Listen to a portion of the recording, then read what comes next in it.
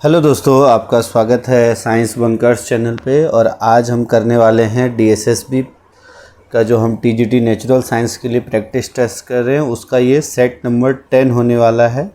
अभी तक सेट 9 हमने रिलीज़ कर दिया है और काफ़ी अच्छा रिस्पांस आपका मिला है। अब इस सेट की अगर हम बात करें तो इस सेट में हम क्या करने वाले हैं, तो इस सेट में हम जो PYQ के कुछ क्वेश्चंस हैं वो देखेंगे। और ये सेट जो है ये एक आपके लिए आई ओपनर हो सकता है। क्यों आई ओपनर हो सकता है? क्योंकि अभी तक आप बहुत लोग इस गलत फहमी में है कि पेपर जो है वो 10th लेवल तक का ही आएगा। बहुत सारे जो हमारे दोस्त हैं वो इस गलत फहमी में है कि 10th तक का ही पेपर आता है। और उसका कारण भी है कि लास्ट ईयर जो पेपर आया है वो 10th लेवल के बेस पे ही आया था। तो इस वीडियो में जो हम करने वाले हैं ये डीएसएसबी टीजीटी नेचुरल साइंस का ही एक पेपर हम करेंगे और उसमें आप देखोगे कि लेवल कहाँ तक जाता है। तो हो सकता है वो पुराने पैटर्न पे भी दे दे या थोड़ा सा टफ़ पैटर्न भी बनाए। तो उसी के अकॉर्डिंग आपको अगर आपकी तैयारी 10th लेवल की अच्छी हो गई है तो थोड़ा सा आपको लेवल की बढ़ाना भी पड़ेगा। तो स्टार्ट करते हैं इस वीडियो को। तो सबसे पहले अगर देखें क्वेश्चन, तो पहला क्वेश्चन है sea divers use a mixture of 11.7% helium, nitrogen and 32.1% oxygen to cope up with high pressure under water. It is an application of, तो ये किसका एप्लीकेशन है? Raoult's law, Dalton's law of partial pressure and Henry's law. तो अब ये जो question है ये आपका 12th क्लास का जो सॉल्युबिलिटी है उस चैप्टर से आया है। तो इसका सही आंसर है, अगर आपने नहीं पढ़ा है तो आप कंफ्यूज हो जाओगे राउल्ट्स और हेनरीज में, बट ये एक सही आंसर है इसका हेनरीज लॉ। यही सेम जो है आपका जो क्लाइंबर्स जो हिल स्टेशंस पे जाते हैं वो भी सिलेंडर्स लेके जाते हैं, उसका भी यही कारण है। और जो आप बॉटल्स में जो हमारे सोडा बॉटल्स होते हैं उसमें जो कार्बन डाइऑक्साइड गैस मिक्स होती है वो भी हेनरी लॉ के ही एप्लीकेशन है। तो इसका सही आंसर है हेनरीज लॉ। ठीक है, हेनरी का नियम हिंदी में अगर आप क्वेश्चन देखें। नेक्स्ट है identify the incorrect statement regarding Brownian movement. जो ब्राउनियन मूवमेंट है उसके रिगार्डिंग आपको इनकरेक्ट स्टेटमेंट बताना है। अब ये जो क्वेश्चन है ये आपका क्लास 12th सरफेस केमिस्ट्री से आया हुआ है। अब ये आप तो 12th के सिलेबस से भी हट चुका है, लेकिन ये पेपर आपका टीजीटी साइंस के पेपर में आया हुआ है। तो थोड़ा सा आपको देखना पड़ेगा, अगर कुछ लेवल आपको हायर अपनी तैयारी थोड़ी बढ़ानी पड़ेगी। अगर पेपर थोड़ा मुश्किल आ गया तो आपको ध्यान रखना पड़ेगा। क्वेश्चन अगर देखें तो ब्राउनियन मूवमेंट के लिए क्या इनमें से कौन सा स्टेटमेंट जो है वो इनकरेक्ट है? It is observed up to particle 0.5 microns, बिल्कुल ये सही है। It is independent of wavelength of light used, it depends on temperature, it is kinetic property of the sol. तो kinetic property of the sol ये भी बिल्कुल सही है। डिपेंड्स ऑन टेम्परेचर ये भी बिल्कुल सही है। तो इसका जो इनकरेक्ट है वो है it is dependent on the wavelength, तो ये गलत है हमारा। ऑप्शन नंबर 2 इसका करेक्ट आंसर हो जाएगा। नेक्स्ट है 10 gram of gas occupy 5.6 litre volume at STP, the vapour density and formula of the compound.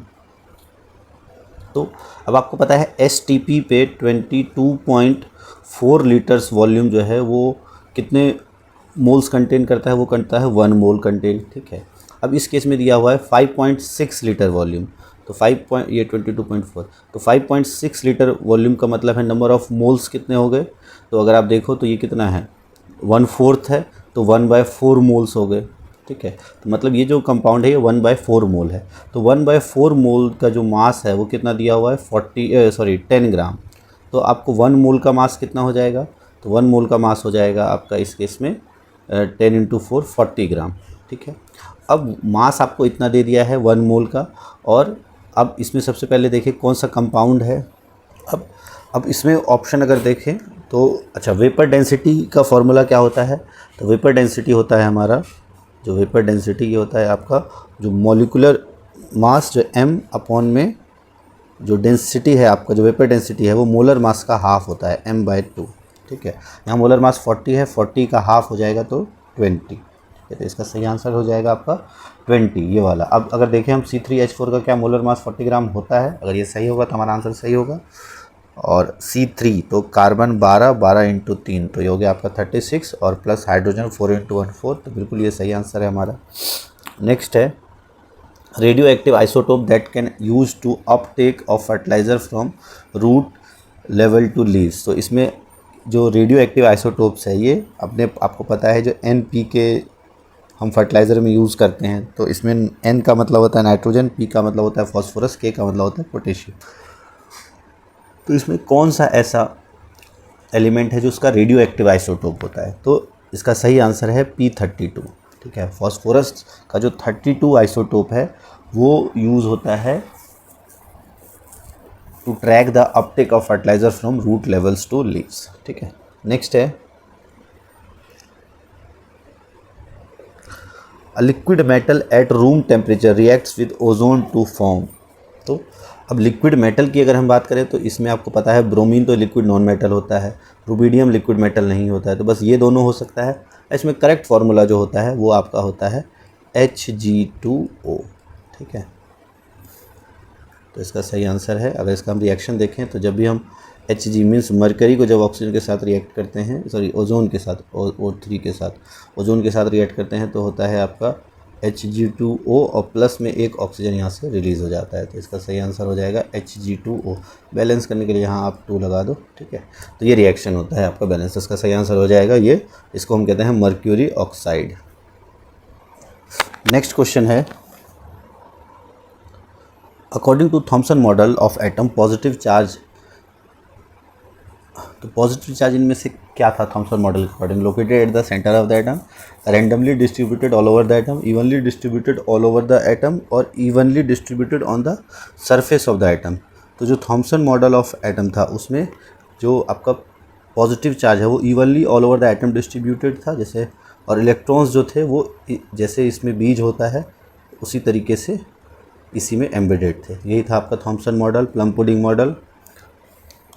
Next है the correct order of decreasing electron gain enthalpy with negative sign for chalcogens. अब chalcogens या कैल्कोजेंस किन्हें कहते हैं हम? जो आपके 16th group element है, ये है आपका ऑक्सीजन, उसके बाद आपका सल्फ़र, सेलेनियम, टेलुरियम और पोलोनियम। अब इसमें आपको पूछा गया है correct order of decreasing electron gain enthalpy. तो electron gain enthalpy down the group जो है वो आपका डिक्रीज़ करता है, बट ऑक्सीजन और सल्फ़र में थोड़ा सा, जैसे ऑक्सीजन सल्फ़र और इस केस में फ्लोरीन और क्लोरीन, इसमें थोड़ा सा डिफरेंस ये होता है कि सेकेंड ग्रुप का इलेक्ट्रॉन गेन एंथैल्पी जो है वो ज़्यादा हो जाए एज़ कम्पेयर टू फर्स्ट। तो आपका सबसे ज़्यादा होता है सल्फ़र का, उससे कम होता है ऑक्सीजन का, और फिर आपका सेलेनियम, फिर उसके बाद आपका tellurium, no electron gain enthalpy sorry ये वाला जो है ये एक्सेप्शन के केस में आता है। ये वाला तो चलो सेम रहेगा SCT। ऑक्सीजन जो है इस केस में ऑक्सीजन कहाँ आएगा? तो ऑक्सीजन लास्ट में आता है। ऑक्सीजन का इलेक्ट्रॉन गेन एंथैल्पी कम होता है, ऑक्सीजन और फ्लोरीन का भी इलेक्ट्रॉन गेन एंथैल्पी कम होता है। क्यों? क्योंकि इसका साइज़ जो है काफ़ी छोटा होता है, इलेक्ट्रॉन गेन अगर करेगा तो इसके लिए स्टेबल रह पाना काफ़ी मुश्किल होगा। नेक्स्ट है, तो इसका सही आंसर हो जाएगा आपका ऑप्शन नंबर 1। फिर है Mendeleev left the gaps for the element with predicted atomic weight 68 and 72 respectively are discovered later. तो जो मेंडलीव ने एटॉमिक टेबल बनाया था उसमें गैप्स प्रेडिक्ट किए थे, तो उसको क्या कहा गया था? उसने कहा था, जो नाम दिया था, एक का एल्युमिनियम, एक का सिलिकॉन। तो बाद में जो एलिमेंट डिस्कवर हुए उनका नाम क्या था?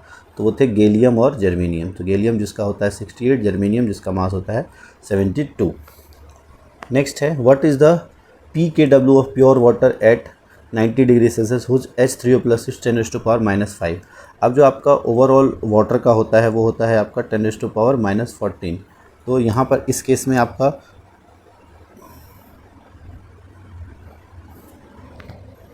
अच्छा, उसके बाद यहाँ पे सॉरी ये नहीं, pKw आपको इसका निकालना है। अब H3O प्लस की अगर हम बात करें तो ये H प्लस और OH क्या नाम है,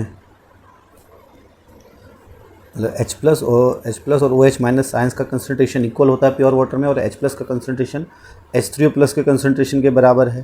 तो मतलब H3O प्लस और OH का जो कंसनट्रेशन है वो दोनों का कंसनट्रेशन दिया है 10⁻⁵। अब जो आपका KW है, ठीक है, वो हो जाता है आपका इन दोनों का प्रोडक्ट। तो H3O प्लस और OH माइनस इन दोनों का जो कंसनट्रेशन का प्रोडक्ट है तो 10⁻⁵ और 10⁻⁵। ठीक है, अब इन दोनों को जब हम मल्टीप्लाई करते हैं तो होता है 10⁻⁻10, और pKw होता है आपका माइनस लॉग ऑफ 10⁻⁻10 तो माइनस लॉग ऑफ 10⁻⁻10, तो इसका हो जाएगा -10 इंटू, और ये माइनस आगे है, इंटू 1, तो माइनस माइनस प्लस, तो आंसर +10 इसका सही आंसर हो जाएगा। ठीक है, तो ये भी आपका जो है 11th क्लास का क्वेश्चन है। तो 11th क्लास के क्वेश्चंस भी टीजीटी साइंस के एग्ज़ाम में आए थे, तो उसके लिए भी आपको तैयार रहना है। नेक्स्ट है, what is the colour of methyl orange when few drops of it added to the mixture of solution containing 80 ml of 1 molar HCl and 30 ml of 1 molar NaOH। तो इसका जो आपका, अगर हम 80 ml HCl लें और 30 ml NaOH लें, अब न्यूट्रलाइज अगर करेगा भी तो भी ये ओवरऑल कैसा होगा, एसिडिक, और एसिडिक कंडीशन में जो आपका मिथाइल ऑरेंज है वो कैसा कलर देता है, तो वो देता है आपका रेड कलर। तो इसका सही आंसर है ऑप्शन नंबर 4। नेक्स्ट है, the reaction 3S6NOH Na2SO3 is an example of, तो किसका एग्जाम्पल है ये, अगर हम देखें, comproportionation reaction, oxidation reaction, disproportionation reaction या रिडक्शन रिएक्शन। तो अभी इस क्वेश्चन को अगर आप देखो तो इस केस में यहाँ पर अगर आप देखो Na जो है, यहाँ पर इस Na का है सल्फ़र, Na तो मेटल है वो तो सेम रहेगा। सल्फ़र की अगर हम बात करो, यहाँ पे इसका ऑक्सीडेशन नंबर है 0। ठीक है, इस केस में जब ऑक्सीडेशन नंबर और इस केस में, दोनों में ऑक्सीडेशन नंबर इसका अलग अलग हो जाता है। ठीक है, इस केस में इसका ऑक्सीडेशन नंबर कितना हो जाएगा, तो Na का तो होता है आपका, ये हो जाएगा +2 और -6, तो -4, तो S का कितना हो जाएगा, +4। इस केस में अगर देखो Na का होता है आपका 2, S का हो जाएगा -2। ठीक है, तो दोनों का ऑक्सीडेशन नंबर अलग अलग हो गया, तो 0 से एक बार बढ़ गया और एक बार कम हो गया। तो जब ऑक्सीडेशन और रिडक्शन दोनों हो जाए एक ही एलिमेंट का, तो और दोनों के ऑक्सीडेशन नंबर चेंज हो जाए, तो उसे हम कहते हैं डिसप्रपोर्शनेशन रिएक्शन। तो इसका सही आंसर यही है। नेक्स्ट है, what are the number of moles of NaOH, H2O, Na, H2PO2 respectively in the following equation after balancing. तो इसको आपको बैलेंस करना है और बैलेंस करके ये निकालना है। अब इसको अगर हम बैलेंस करते हैं, देखो Na अगर आप यहाँ ध्यान से देखो, Na यहाँ कितना है, 1 है, यहाँ Na 1 है। ठीक है, उसके बाद फॉस्फोरस की अगर हम बात करें तो यहाँ फॉस्फोरस 1 है, यहाँ फॉस्फोरस 1 है, लेकिन अब Na तो फिक्स है, तो यहाँ इसको हम 3 कर सकते हैं, तो 3 फॉस्फोरस हो जाएगा हमारा। तो 3 फॉस्फोरस हो गया, और 3 + 1 4 फॉस्फोरस दोनों तरफ कंप्लीट हो गया। अब उसके बाद आप हाइड्रोजन और ऑक्सीजन को देखो, हाइड्रोजन यहाँ कितने हैं, 2, यहाँ है आपका 2 और 3 जा 9, 9 और 2 हो गया आपका 11 है ना, 2 और 3 जा 9, तो 9 और 3 हो गया आपका 11। इस तरफ हो गया आपका 11। अब इस तरफ कितना हो जाएगा आपका,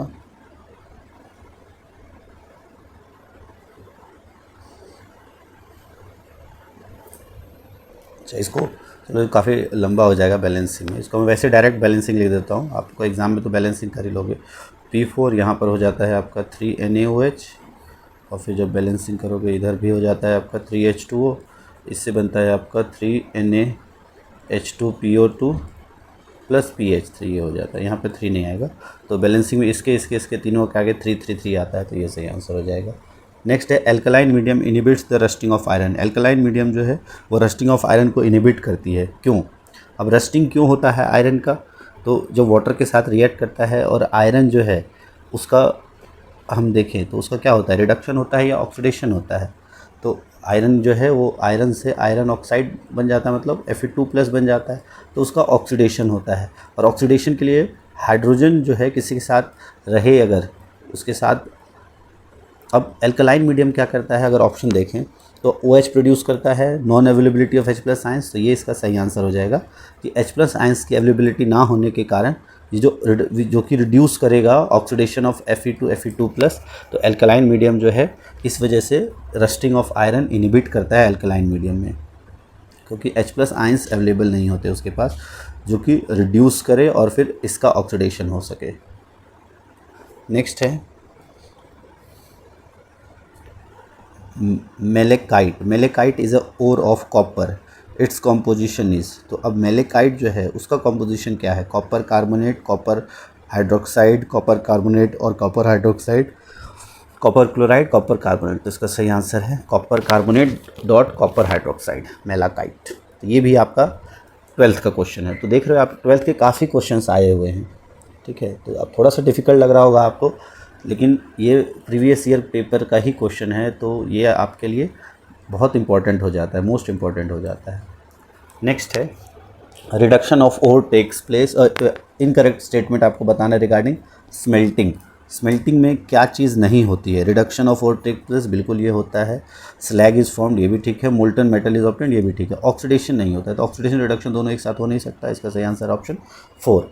नेक्स्ट है द फॉलोइंग कन्वर्जन, ये कन्वर्जन है, कन्वर्सेशन नहीं होगा, कन्वर्जन इज़। अब ये जो कन्वर्जन है ये कैसा है? अगर आप यहाँ ध्यान से देखो, ब्रोमीन की जगह आ गया है OH, ठीक है, तो मतलब नेगेटिव चार्ज की जगह नेगेटिव चार्ज वाला ये आ गया है, तो ये एक तरह का न्यूक्लियोफिलिक सब्स्टिट्यूशन होता है। जिसके ऊपर नेगेटिव चार्ज होता है वो क्या करेगा, न्यूक्लियस लविंग होगा, तो उनको हम न्यूक्लियोफाइल कहते हैं, ठीक है। तो यहाँ पर न्यूक्लियोफिलिक सब्स्टिट्यूशन हुआ है। नेक्स्ट है ग्लूकोज एंड फ्रक्टोज आर। तो ग्लूकोज और फ्रक्टोज क्या होते हैं? Anomers, optical isomer, functional isomer और चेन आइसोमर। तो जो ग्लूकोज और फ्रक्टोज ये दोनों का फॉर्मूला सेम होता है, बस स्ट्रक्चर थोड़ा डिफरेंट होता है और थोड़े से फंक्शन इसके डिफरेंट होते हैं। तो इसका सही आंसर है फंक्शनल आइसोमर्स। नेक्स्ट है IUPAC name of allyl chloride. अब एलाइल क्लोराइड की अगर हम बात करें तो एलाइल किसे कहते हैं? हाँ, एलाइल कहते हैं जब हम जिसके ऊपर आपका क्लोरीन जुड़ा है उससे जो नेक्स्ट कार्बन है वो अगर डबल बॉन्ड में, मतलब sp2 हाइब्रिडाइजेशन में हो। तो इसका अगर हम ये वाला बेसिक स्ट्रक्चर बनता है, इसका अगर हम नेमिंग करें तो यहाँ से नेमिंग हो जाता है 1 2 3, तो 3 क्लोरो प्रॉप 1 इन। तो इसका सही आंसर हो जाएगा 3 क्लोरो प्रॉप 1 इन। ऑप्शन नंबर 1 इसका सही आंसर हो जाएगा, ठीक है। तो एलाइल क्लोराइड। और विनाइल क्या होता है? जब यही कार्बन डबल बॉन्ड में आ जाए। नेक्स्ट है नेगेटिव आयोडोफॉर्म टेस्ट इज़। तो नेगेटिव आयोडोफॉर्म टेस्ट क्या होता है और किसके लिए किया जाता है? अगर आप देखें तो negative iodoform test isopropyl alcohol, benzyl alcohol, ethanol या इथेनॉल। तो इसका सही आंसर हो जाएगा आपका, अच्छा, बेंजाइल अल्कोहल। तो यहाँ पर ये नेगेटिव देगा आयोडोफॉर्म टेस्ट, बाकी सब केसेस में पॉजिटिव। नेक्स्ट है ethanoic acid on reaction with methyl magnesium bromide. ये जो है आपका एक ग्रिग्नार्ड रिएजेंट होता है। तो ग्रिग्नार्ड रिएजेंट के साथ जब हम इथेनोइक एसिड का रिएक्शन करेंगे तो क्या बनेगा? तो आपको पता है जब हम ग्रिग्नार्ड रिएजेंट के साथ रिएक्शन करते हैं तो हमारा एल्केन बनता है, और इस केस में क्या बनेगा आपका, इथेन या मीथेन। तो इस केस में आपका बनेगा मीथेन, एक कम कार्बन वाला बनता है, तो इसका सही आंसर हो जाएगा मीथेन। नेक्स्ट है C2H5Br reacts with CH3Br in presence of Na and dry ether. तो ये आपका वुड्स रिएक्शन से रिलेटेड है, ठीक है।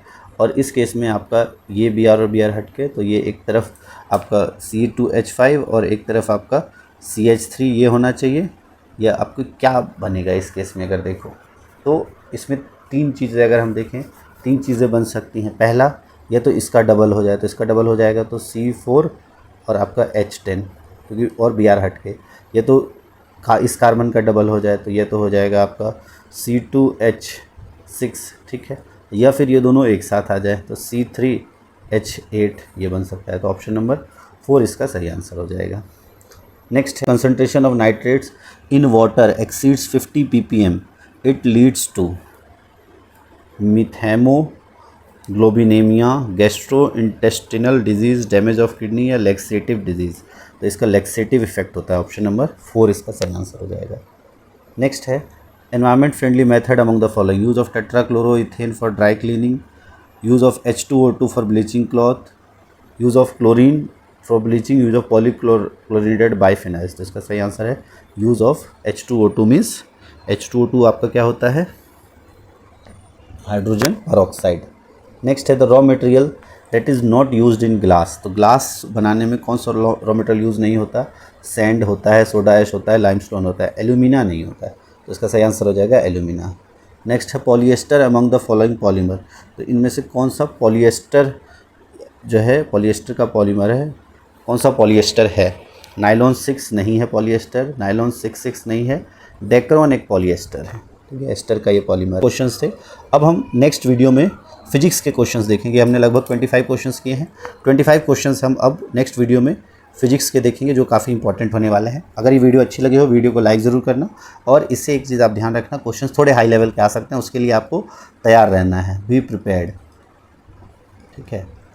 थोड़ा सा आपने 10th लेवल अच्छे से कर लिया तो थोड़ा 11th 12th को भी देख लो, कुछ कुछ जो इंपॉर्टेंट टॉपिक्स है वहाँ से क्वेश्चंस आ सकते हैं। और फिजिक्स के बहुत अच्छे अच्छे क्वेश्चंस हम करेंगे जो कि प्रीवियस ईयर में आए हैं और आपके लिए काफ़ी इंपॉर्टेंट होने वाला है। तो अगर वीडियो अच्छी लगे तो वीडियो को लाइक ज़रूर करें, चैनल आपने सब्सक्राइब कर लिया और नहीं है तो कर ले। Thanks for watching and all the best for your preparations.